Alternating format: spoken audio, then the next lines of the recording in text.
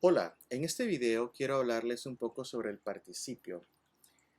En español tenemos algo que se llama los tiempos compuestos y en inglés se le llama compound tenses. Cuando hablamos de tiempos compuestos necesitamos dos verbos. Un verbo va a ser el verbo haber y va a estar acompañado de un verbo que va a estar conjugado, digamos, en un participio. En inglés se llama past participle. En inglés, el participio termina en ed para la mayoría de los verbos. Por ejemplo, I have walked termina en ed, you have studied o she has recorded, los dos terminan en ed. Es la manera más fácil de aprenderse los verbos en inglés, con un participio que termina en ed. Pero también tenemos participios irregulares. Por ejemplo, I have seen para el verbo ver, she has gone para el verbo to go, and we have written para el verbo to write, and it has begun para el verbo to begin. Así que si ustedes se dieron cuenta aquí, son muy irregulares, ninguno termina en ed. Hay que memorizárselos. En español tenemos una situación similar. La mayoría de los verbos son regulares y van a terminar en ado o en ido. Si el verbo termina en AR, pues vamos a agregar ado. Si termina en ER o IR, vamos a usar ido. Por ejemplo, hablado, comido, vivido, despertado, leído, construido, cocinado y compartido.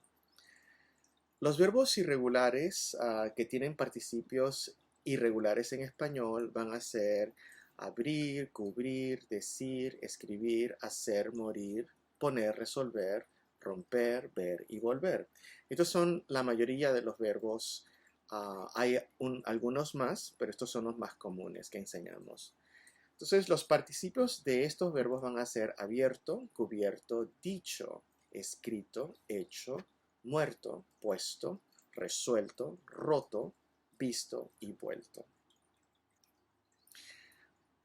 Pongan atención a verbos, por favor, que van a tener como raíz el verbo escribir, hacer, poner, ver o volver. Y por ejemplo, empezamos con el verbo escribir. Verbos como escribir van a ser describir, to describe, inscribir, to inscribe or to register, y reescribir, to rewrite. Entonces, como escribir, los participios van a ser descrito, inscrito y reescrito. Si el verbo es hacer, por ejemplo, tenemos entonces deshacer, rehacer, y los participios van a ser deshecho, rehecho. Para el verbo poner tenemos varios: componer, descomponer, imponer, reponer. Hay varios más. Los participios van a ser compuesto, descompuesto, impuesto, repuesto.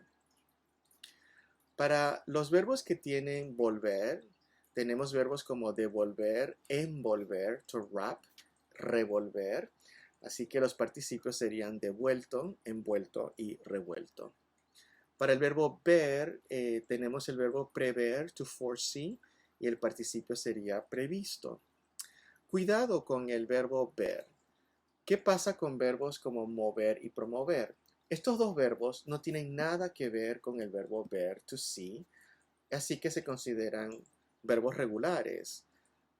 El participio va a ser movido y promovido. Entonces, para recapitular, estos son los verbos irregulares en español, los participios irregulares en español, los que enseñamos más. Y para recapitular, van a terminar los participios en ado, en ido, para los verbos regulares. Participios de verbos irregulares van a terminar en to, so o cho. Abierto, cubierto, dicho, hecho, terminan en to o terminan en cho. No hemos visto ninguno que termine en so todavía, pero les voy a enseñar que el verbo imprimir, to print, tiene dos participios: imprimido, pero también se puede decir impreso. ¿Por qué estudiamos el participio de los verbos? Porque los vamos a usar en los tiempos compuestos en español cuando tienen el verbo haber y hay un participio. Ese participio se le llama participio verbal y nunca cambia. También el participio puede servir como adjetivo. Cuando funciona como adjetivo, este participio se llama participio adjetival. En la siguiente lección hablaremos del pretérito perfecto del indicativo, que va a ser el primer tiempo compuesto, que ustedes ya conocen, pero tal vez no lo han estudiado con este nombre.